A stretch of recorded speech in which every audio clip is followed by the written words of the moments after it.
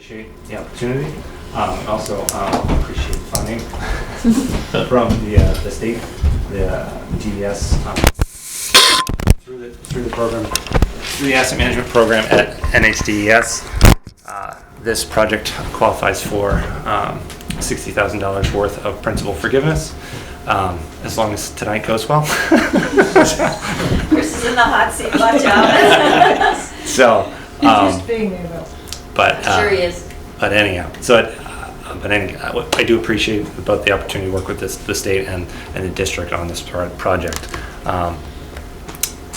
So moving on, I'll talk a little bit about a number of things.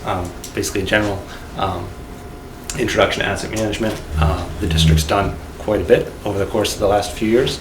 So we'll run through a little bit of history for some of the folks who haven't been part of sort of the longer term on this. Some of the what existing infrastructure we have in town. Level of service, we'll talk a little bit about what that means and some examples of level of service items that the districts will be using. Talk about the evaluation process that we work through. Prioritization, analysis, recommendations, next steps, because asset management is a process, it's a continual process, something that hopefully the district will continue to embrace, because you're already embracing it, forever. Because these assets that you have in place are something that you're looking to continue to provide both economic and functional value now and in the future. As part of this project, we did both horizontal and vertical assets for the district on the sewer side of things. So those things included force mains, gravity pipes, sewer, manholes, the pump stations, wastewater treatment facilities. So I went through an analysis on all those assets. So just general synopsis of what asset management is, sort of a generally defined definition here. It's a systematic process of operating, maintaining, upgrading, disposing of assets, that whole life cycle of an asset, while maintaining the level of service. That's the other key component that's acceptable to the customer. So that process is really, really important, and we want to be able to deliver a product to the district and have something that's effective. And it's just not sitting, it's not a plan that's sitting on the shelf. It's a process that we're actively engaged in moving the district forward with. So, a quick little recent history of asset management with the district here.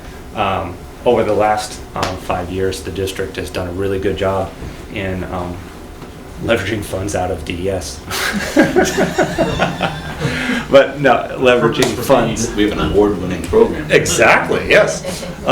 And doing a really good job with asset management and planning and getting the holistic picture of what capital improvements are necessary, what capital improvements are needed to move the district in a financially and a sustainable course of action over the next year, to be able to also take advantage of funding opportunities through both state and federal grants. So I think it's put them in a really good position, the position they're in right now, to take advantage of those funding opportunities over the next 5 years, and then hopefully moving forward as well beyond that. Asset management, again, we just talked about this, is a continual process. It's this sort of continual cycle of assessing infrastructure, refining and reviewing level of service, conducting that risk prioritization and analysis, and integrating that into a capital plan, and continuing to move through that process, because assets, they get old. Time always happens. Assets will continue to grade. We'll have to either to continue to make that decision: do we repair or replace? And so it's a continual process. We need to make sure that we're managing and monitoring appropriately, so that we can be best financial stewards of the district. On the whole here, there's a lot of assets that the district owns and maintains. On the sewer side of the house, we've got, as far as actual segments, we've got 692 gravity sewer segments, 700, more than 700 sewer manholes, 7 pump stations, 584 individual pieces of equipment that we're tracking, at least, at the wastewater facility. So count them up, you're up over 2,000 assets that we're tracking in some fashion. And looking at a system replacement value, said, okay, well, today if I had to replace all the assets that we have under our roof here, under our purview, you're looking at upwards of $100 million of assets, and that's just on the sewer side of things. You tack the water on there, you're in it for another $50 million-ish plus. I would think it would be more, but. Yeah. So it's a lot. So you're maybe you're close to $200 million worth of assets that you're managing. Yeah, that's just material stuff, Yeah. not Right. actually design and construction and Exactly. Yeah. labor. Right, yeah. this is just the physical Just- stuff. Right. Exactly. So it's I like this slide just because it sort of categorizes that it's just a lot of money. Chris, It's could you explain what a segment is? a segment would be like from manhole to manhole. Okay, So a piece of pipe. so a joint from one joint to the next, so for sewer it would be manhole, manhole, manhole, okay. Correct. Thank Yeah. you. And so You know how many The- miles that translates into? 25. Gravity, 5 Oh, wow. miles of force main. Yes. Yeah. So yeah. So it's just A lot of pipe. it sort of puts it into context. It's Pipe. it's a lot of pipe. It's it's a lot of cost. What, can I? Go ahead. interject here? One of the things we try to get management to understand is that if you look at this of you are responsible for and managing these assets. So put it in perspective, okay, you're the CEO of the company that has $200 million of assets. How would you manage those? Would you change what you're doing now with that in mind? Yeah. And these are assets that effectively have to last forever. Right. So you're not gonna say, oh well, this street over here you don't get sewer anymore. We're peeling it back. That's what the level of service comes in. Exactly. Yeah. So as part of our effort here, we did condition assessment on all these assets. Fred Eaton did a fantastic job in pulling together the vertical work as part of the. We'll talk about this a little more later, but as far as with the district purchasing Elements as their CMMS software, first thing that Fred did was build out that asset inventory for all the vertical infrastructure. So Fred was responsible for doing that, and then Jason, you pulled that all together from Yeah. Fred's information. Mhm. Yeah, so he did the first cut, taking all Yeah, that we kind of made information. like a checklist or a spreadsheet of assets at each building, all the vertical assets. So Roger had, electrical items, Okay, So Fred had everybody pumps and had their- motors and, yeah. Mhm. okay. Which in my experience is the best way to do it. Because Get the I people can to do know it it. and I can give you the information, say, here's what it is and here's what it, but if you got buy-in from From- the people that are doing the exactly. work and managing and touching Mhm. the assets on a daily basis, they understand it and they know how to put it into the software and they know how to get it in and get information in and out of it. It's that much more useful as a tool. How many 45 amp square D breakers do we have? Yeah. So on that side, that was integrated kind of directly into Elements.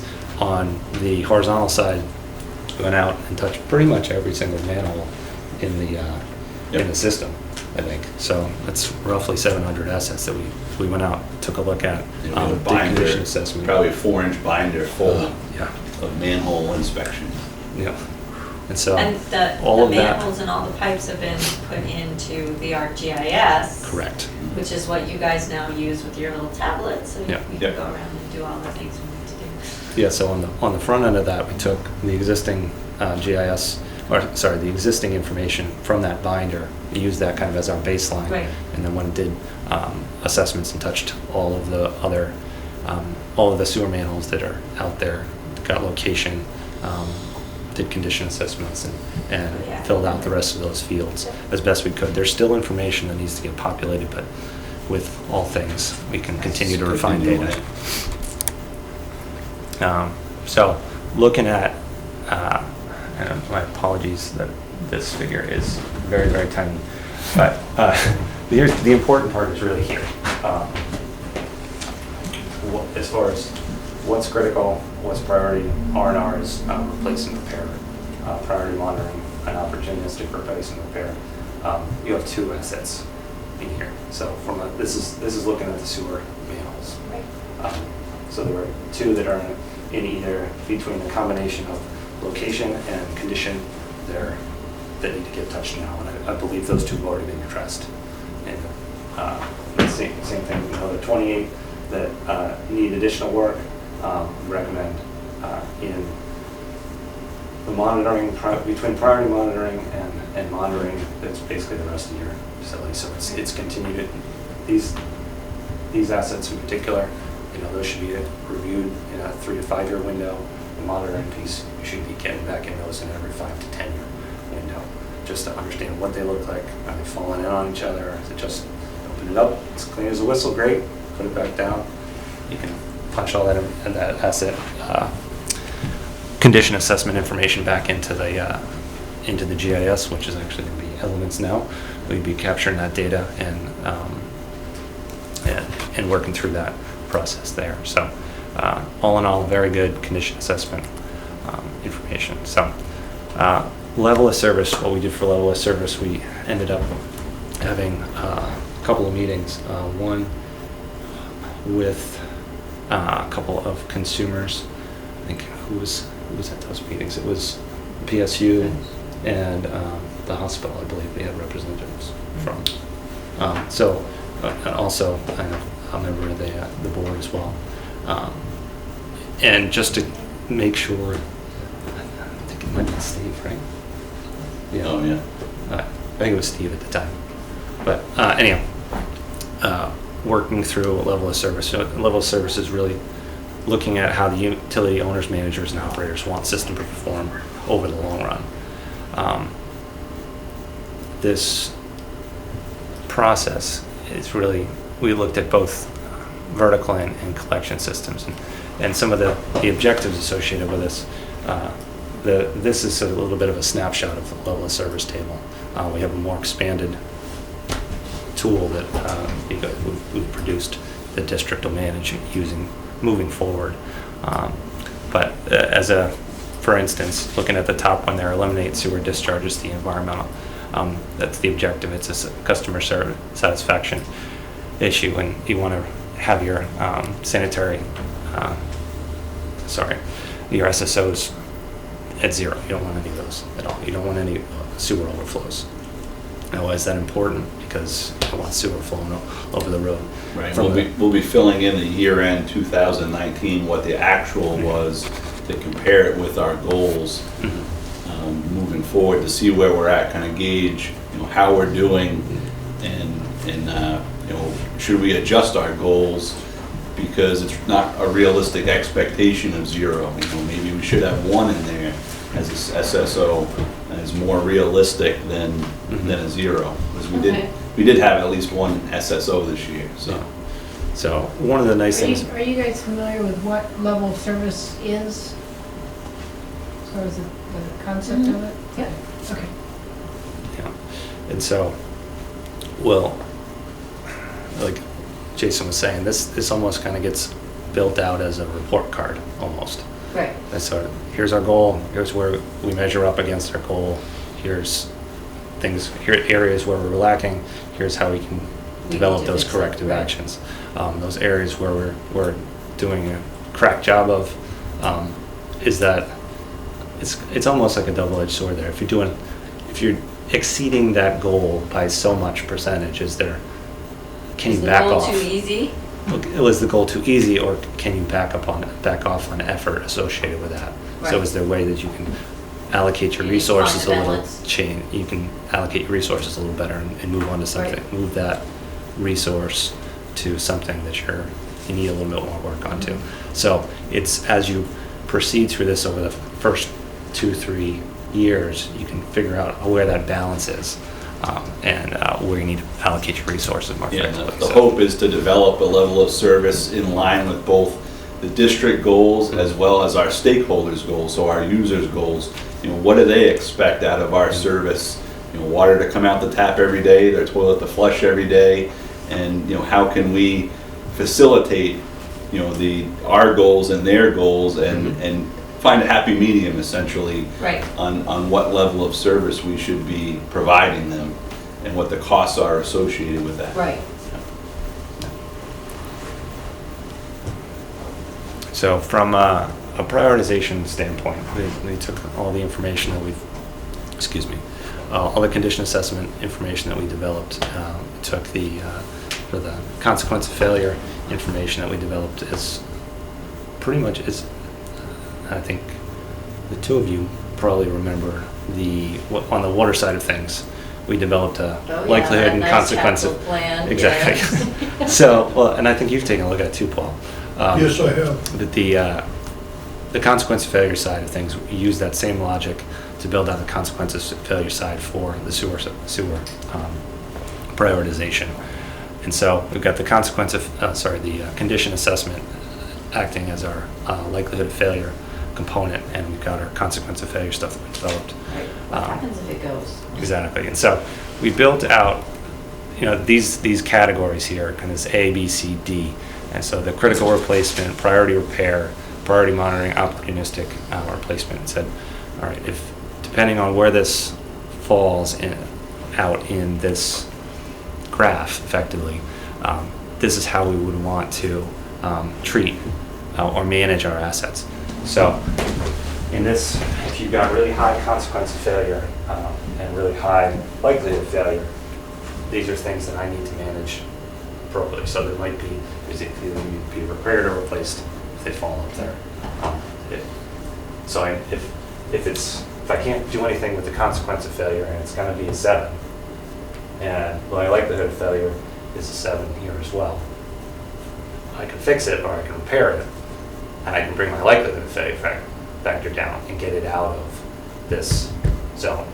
So I can do Right. something proactive with it. If I'm in the same thing, if I'm in here, most of the time, if you're repairing or replacing things, you can change the likelihood of failure factors. You can't necessarily change consequence. That's what I was Unless just you're gonna adding ask. There's no way you redundancy can or change the resiliency. consequence of failure, because if it fails, we're in. Well, Yeah, there's- redundancy is Yeah. a Right, So right. if you good got, way to change consequence. Okay. so if you were adding like a backup, if you had a sewer siphon line or a force main, if you had a second force main that you were going to put in, the likelihood or the consequence of failure of one of those is going to be a lot less. Less, right. If you had a single Right. point. So those are things that you can do in a plant where you've got 3 pumps and you only need 2. Right. You've got the N-1 setup. That's why you do those things. But it's a little different when you're looking at a sewer manhole or everything's flowing downhill. It's only going to go down one pipe.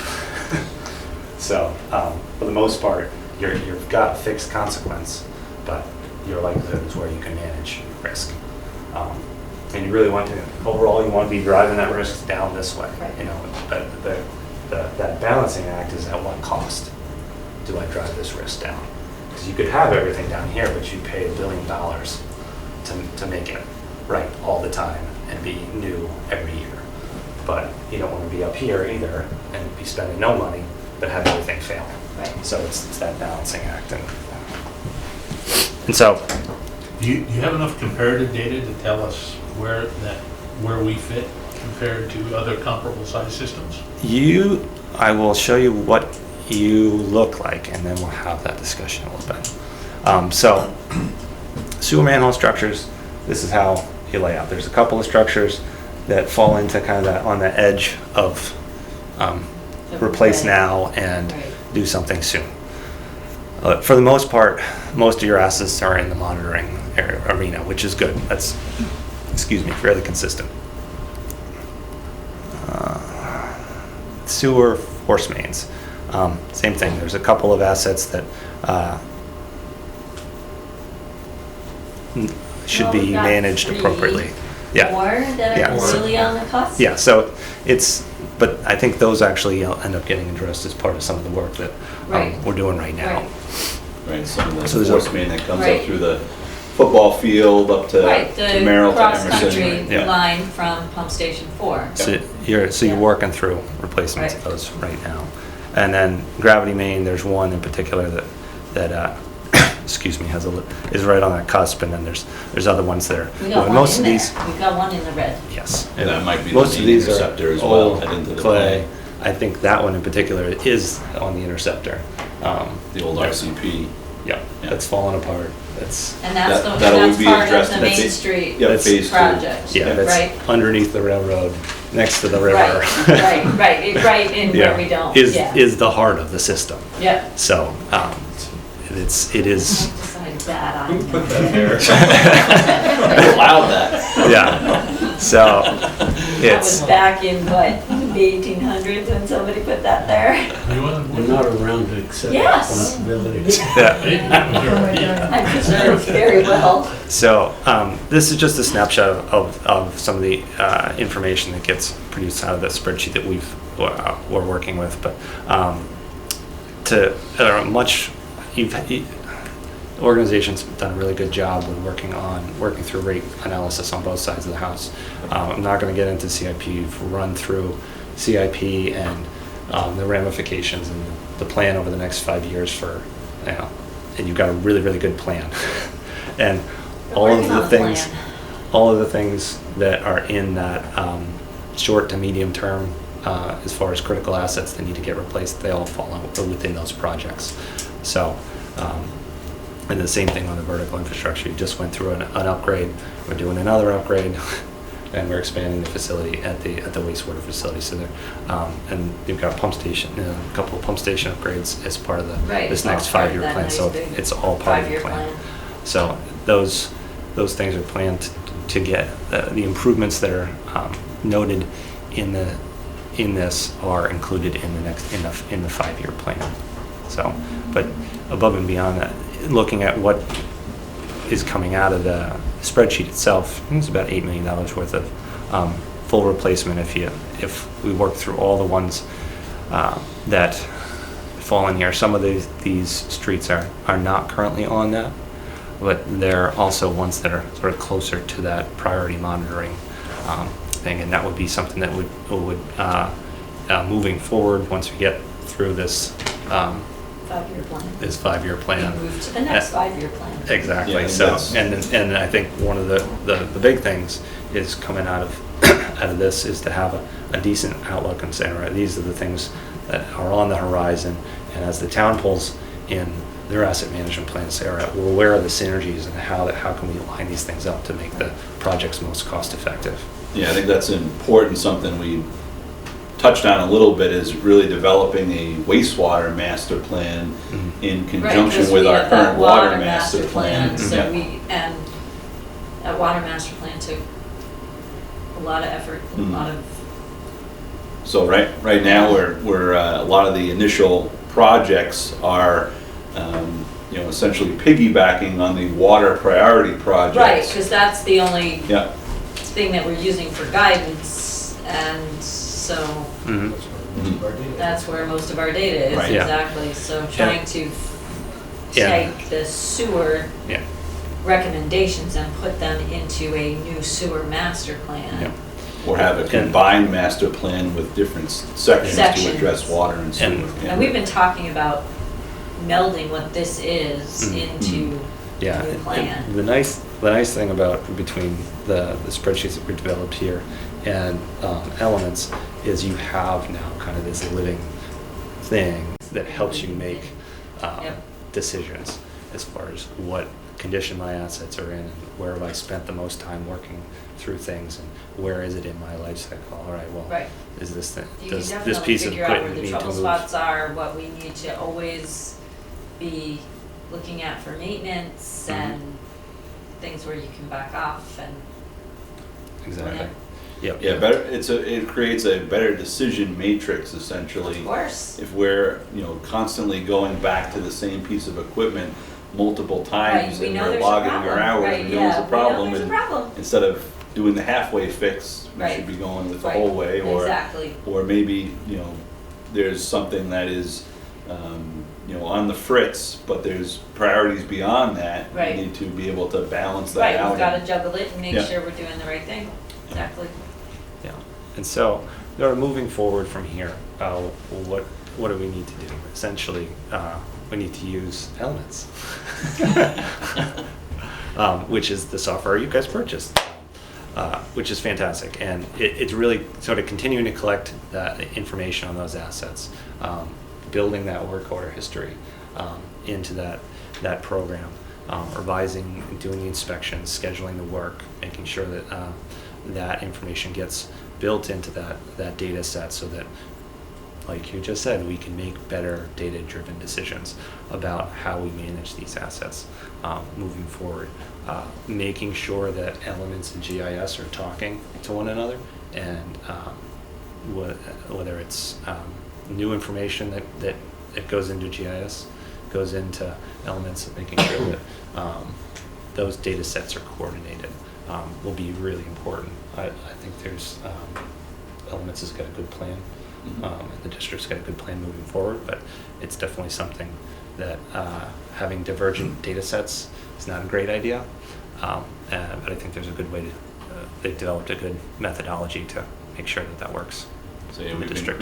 been creating unique identifiers essentially for each asset. So previously to Elements, we had, manhole 206, manhole 205, manhole, 207.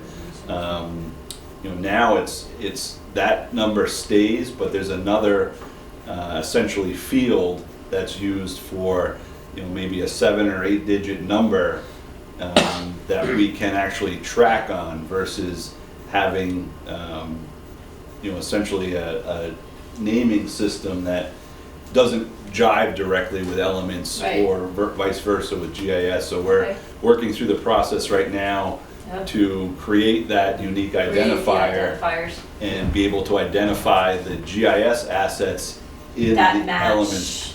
right, the Yeah, elements. You've Okay. got, Yeah. got That kind makes of sense. two databases that are doing two different things, and you make sure you have that one field that connects everything. Right. It joins it up. Yep. Okay, so moving forward, so a couple more slides, and then I'll wrap this up. So again, we just talked about we need to refine the data. So there are gaps that are inherently in this information that we just need to continue to sort of circle the drain on getting additional and better information. And as we go out and collect those, do those inspections, you can tag out this information. Even, So go the ahead. ID field that's gonna be the one that's gonna match between Hmm. the GIS and Elements, is it the contact ID or the facility ID? What It am I will- seeing over there? This it'll Object be- ID and facility ID? Facility ID is more of almost like a named convention. This is what I would call it. Okay, This is what kind of the computer calls it. okay, So the object ID would be, I think there's actually going to be a third number because this is the GIS Right, yeah. tag. Okay. So it'll be sort of a universal identification Okay, tag. got it. What the field name is between the two of them, offhand I don't recall, but Okay, there's a that's fine. unique identifier. So those we'll continue to work through developing Oh, that's that information. So again, as part of our effort, we didn't necessarily go in and analyze or go in and inspect the pipes. We did structures.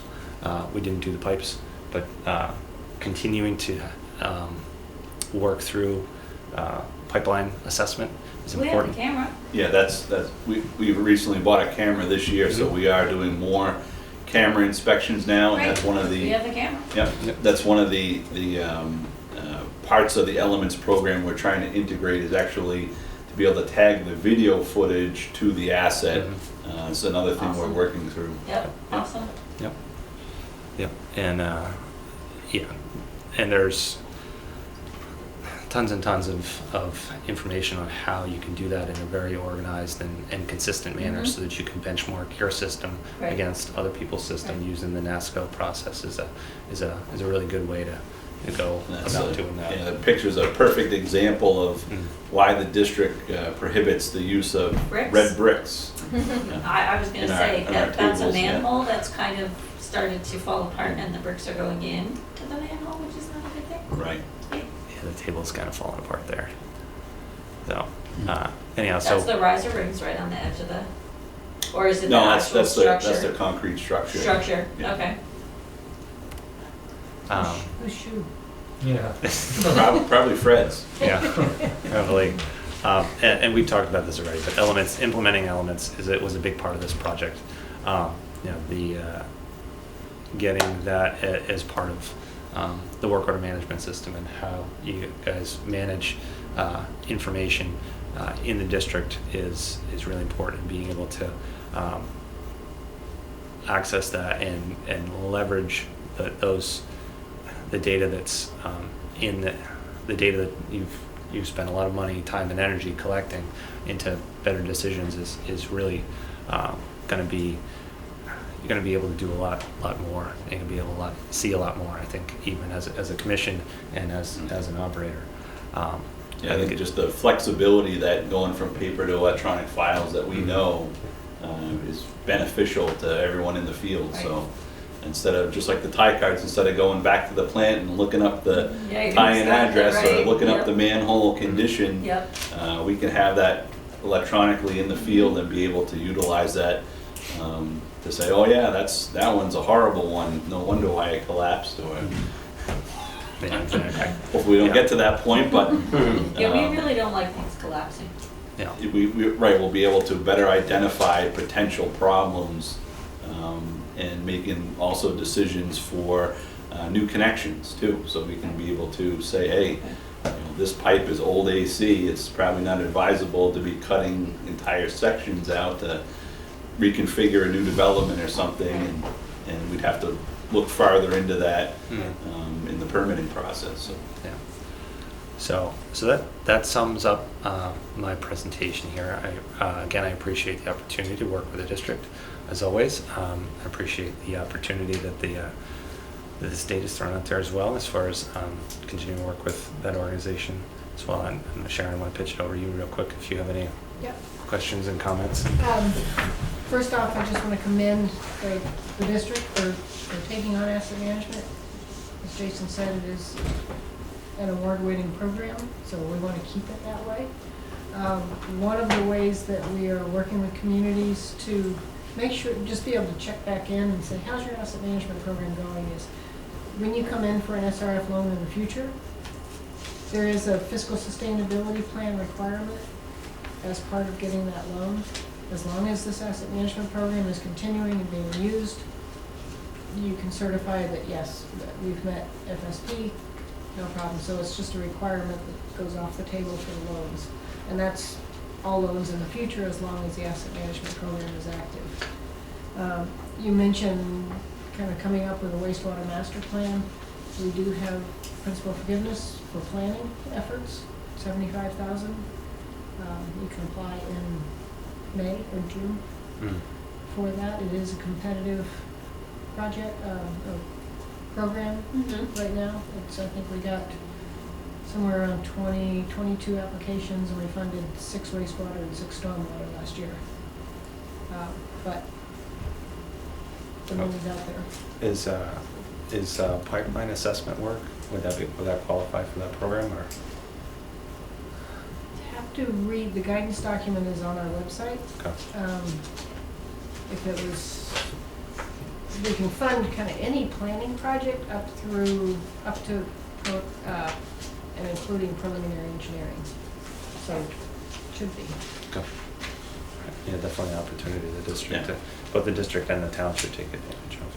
Yeah, I just want to give the plug too for Sharon, helped us out on the recent energy audit Right. of both the water system and the wastewater system, and we've shown some pretty large improvements of saving electricity over the past year or two in Just going with projects the- that we've done. VFDs has been Yep. huge, and then So the that is. lighting and everything else that you guys have been changing is Right, so been that amazing. will also be included in our asset management Right. program, looking at ways to be more energy efficient and sustainable Right. in the future. So I think that's a great plug for the And sustainability. along that with giving money out if there are higher capital cost projects that are being implemented, we have a 50% principal forgiveness for implementing those projects. Yeah, We're so trying to give money away. if a project's been We identified would really as part of like to that. take advantage of anything you'd like to give us. We're very happy to accept it. Yeah. So, yes, Sharon, as part of that energy audit, if that project or that thing is identified as something that's comes out of the energy audit, if replacing that VFD Right. is important, that they'll fund 50% of that replacement. In Yeah. addition to the utility incentives. Yeah, we worked with New Hampshire Saves on those Right, projects, so right, we I had remember. significant rebates for the VFDs. The rebate Right. actually paid for the entire cost of the VFDs Excellent. themselves, so, and we're working on an LED lighting retrofit right now that's paying a majority of the actual cost of the light retrofit equipment. Good. Yeah. Great. Well, Chris, how close does this get us to a structured predictive maintenance effort? I think it gets you pretty close. It depends on how you leverage elements, and Is Once you leverage, get- is elements the tool? Or Elements. will we need to add another black box? elements, I believe, is the tool that you'll drive data as far as how your operations and maintenance and capital planning tools will still probably be in spreadsheets, but you'll be able to take a lot of information out of elements, especially since it coordinates with We'll be able to pull Continental. reports from elements Yeah. showing, So it is, from your perspective, for this size district, is a predictive maintenance database just our own information, or is that comparable organizations? Elements I don't believe has a comparable system data set. So you're looking at your assets. As far as In our like the number, experience. yes, in your experience, yeah. yeah, judgment and opinion. Yeah. So But we're a it- million years away. But as far as the number of assets you have and where they fall in kind of that matrix we were looking at, you're pretty consistent with a lot of organizations out there. You're not one way off or one way the other way. You know, most folks in water wastewater system have a lot of assets that have fairly low consequence of failure, fairly low likelihood of failure. And there's this wave and depending on how fast and at what time frame the systems have been built out, is sort of where is that replacement wave of work Right, so happening. really looking at the trends in that Yeah. consequence and likelihood. If they start seeing more trending towards the yellows and oranges and reds, then we know, before they get there, we need to start bringing stuff back to the other side. Because not that this is the case in Plymouth, but I've got a client, most of their system was built out in the 50s. They've got 100 miles of pipe and 50 of it was put in between 1950 and 1960. And so at some point in time, 40 years down the line, All of that they've is got gonna go at all once. this stuff is going to start failing at the same time. So they need to think about how to expand the base, if you will, of that peak. So they've got to be more proactive about Right, things. proactive of replacing, Yeah. kind of like what we've been Mhm. doing and looking at what the higher priority piping is. So we might have 50 miles Mhm. of pipe that are in that danger zone within 20 or 30 years. Yep. But some of those are a higher priority than others, and that's where you attack first and you keep working down the Absolutely. line. So you take a look at some of those other factors. Well, is this hydraulically deficient? Is there Right. potential for development? Exactly. Is there those type of things? Is there more consequence associated with this one? This line? Right, if this one goes, what happens to everything coming off of it, We right? also see that age is not necessarily, Yep. we've got a lot of 100-year-old Oh, pipe that's sure. in great shape, with the pipe that was put in the 70s is falling apart. Yeah, Right, because it depends on the materials that were used and How it was how it was constructed. constructed, how deep down is in the ground, you know, all of that good stuff, Yeah. yeah. 1980s force main down here. Yes, I know, 1980s force main that keeps breaking. yeah. Yeah. So, so as we continue to collect more information about when things fail and how things fail, and we can kind of flavor that likelihood of failure component. And so it'll bubble things up to, chunking that information, the important information, into saying, all right, how do we prioritize this data? Well, I would like to say thank you very much, Chris. You're very welcome. And Ray Thank you. Pierce. Thank you, state. Yes, and one other I was coming to thing that, but without him, Well, but there's that- not you. Or without you, I'm not sure which is the chicken and which is the egg. In this program, it might be them. Might be the chicken. But I also do, the fact that the town is here with looking at stormwater. Right. I think that's a lot due That's to another- Jason's work. Right, It really benefits sewer, wastewater, drainage to all work together. sure. When the communication starts, what we're seeing is like, oh, you need 3 to 5 years to know when to replace your sewers, to get it designed, to get funding. But yeah, we can give you a paving schedule that far ahead. And it's, Right. then your users are happier, so your level of service goes up, and there's a very, it just works really well Yeah. to have everybody at the table. So, Yeah. and to be able to build on what you've already started and add drainage. Right, It's gonna benefit everyone. right, and I believe you've gotten some plans from Joe, right? We've gotten plans from you already that we've been able to import in? I gave you what Yeah, I had. initial. Yeah, that's what I thought, yep, thank you. Yeah. So, overall, I think this is a been a good project, and Yeah. and then we're looking forward to continuing working with the district. And it doesn't even have to be just pipes or stormwater or wastewater either. It could be roads, it could be lights, it could be Excellent. Yeah, signs. we've been, It's very, very transitional to any transitional. assets that you Right. have. Yeah, so forgiving. absolutely. We do Yeah, have trucks, some fleets, all kinds of communities stuff, that are- yeah. well, Yeah. Yeah. Chris is working in Lebanon. Yeah, they're looking at It's library the and entire recreation, rec and parks, everything. Right. Yeah. cemeteries, Mhm. yep. Yeah, so it can be, well, it's how you should do work, right? should You will use- never be finished. Yeah. Well, that's encouraging. So you now can retire. That's encouraging. Thanks. All right. Well, Well, thank you, everybody. thank you.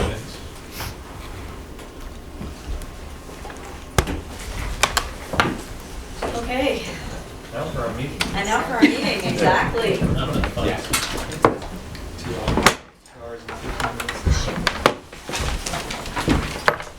Can you?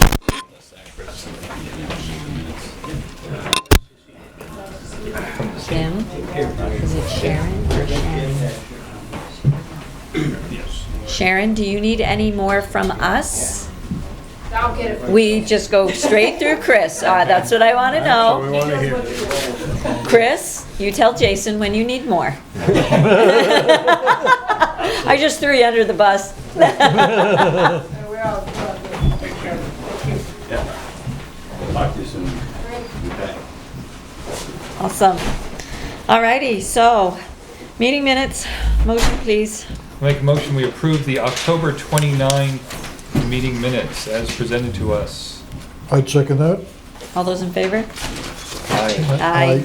All right, payroll and manifest, we need a motion. Oh, I'll make a motion that we approve payroll and manifest presented to us. I'd second that.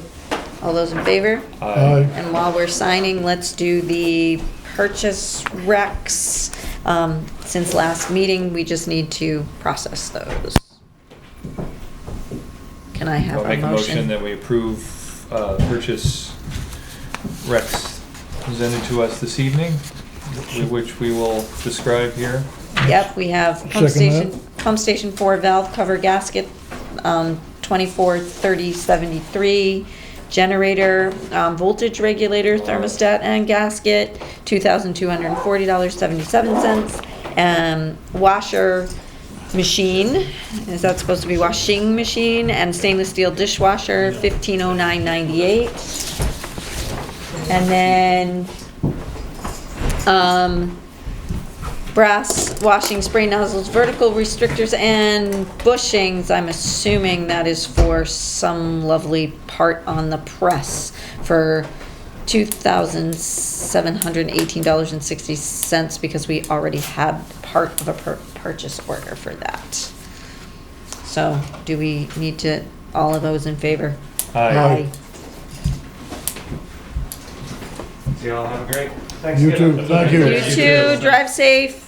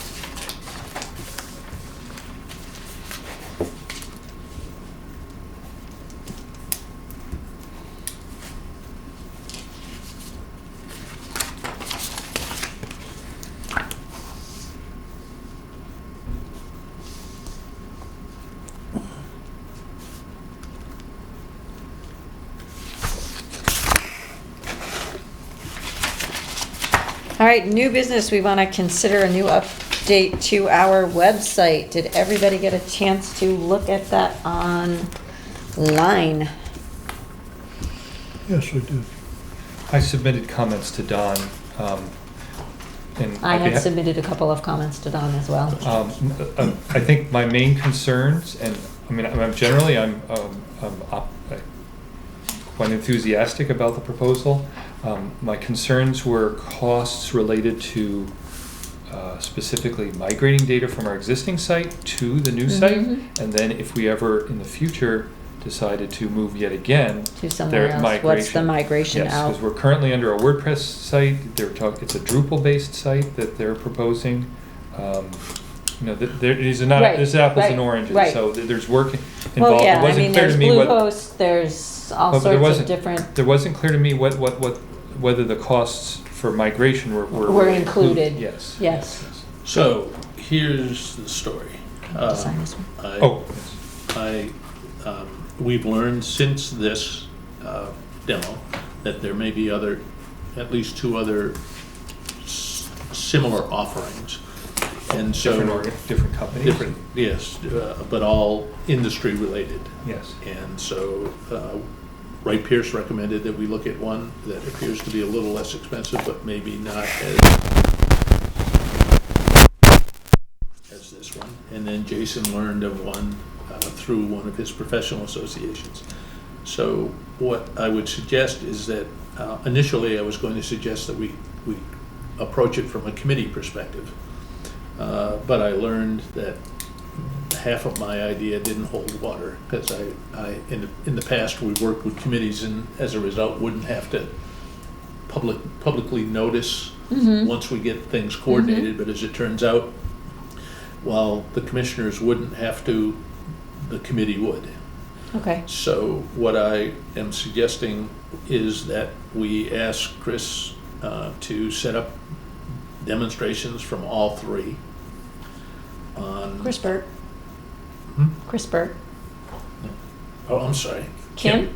Yeah. Okay, I was like, I've got Chris wait. on my mind. Right, no, that's fine. Yeah. We just want to make sure we're talking about the right And individual. Kim could just set up the three demos, Okay. come up with a couple alternative dates, I just can't do Thursdays, and then check with those of you who are interested in participating. definitely. Pick the date, and then we'll announce a work session for the sole purpose of reviewing Looking at these those. different websites. Accomplishes the same thing. Yeah, I mean, it's kind of a strange concept of having noticing for a public meeting, but I mean, if it's a go-to meeting and we're all in different places, I mean, Yeah. Right. yeah, I mean, we still. And so Yeah. we would have it set up here so that Anybody so who the wants to come public down here wants to come can. and see it, can come and watch Ah, what you're okay. watching Right. at the same time. Oh, okay, yeah, Okay. good. So if you're, Yeah. if you need to Yeah. be virtual, you can Yeah, I may be need- virtual, I may and need if to I call in need to from- be virtual Yeah. because Yeah. it's during But- the day, then it's the same. Yeah. Exactly. Yep. And so, it's fairly simple, straightforward. At least two of you are far more knowledgeable than I when it comes to asking the questions that I don't even understand what you said. So, but it's important to get answers to those so we don't enter into an agreement, although we were talking small dollars, about a couple of thousand a year. Yeah, no, it's, Right. But understanding the still, I mean, we consequences want to of- make, Chris is right. We want to make sure if we ever get into this again, Oh, that if absolutely. we have to migrate, and what functionalities do we want? Do we want Kim to be able to add and remove content and not have to constantly call somebody to say, I need to add and remove content? But, you you know, know, it's kind of It like, worked for us for a while, but now we Yep. have bigger and better things we need to move into, and Jeff just isn't, Yeah. that's not his primary business anymore. Yep. Right. So, that's what I propose to do. Okay. And No, so it's if great. you're That good works. with that, I Yep. don't need a vote, I'll just go ahead and do it. Yes. Kim? Agreed. Agreed, Tuesday the yes. 10th and Thursday the 12th, I am completely unavailable. Okay, so other than that, just not Thursday. Did you say the Thursday, the 10th? Tuesday the 10th and Thursday the 12th. Oh, actually, yeah, the 10th is not a good day for me either, so. Yep, yeah. okay, so Okay.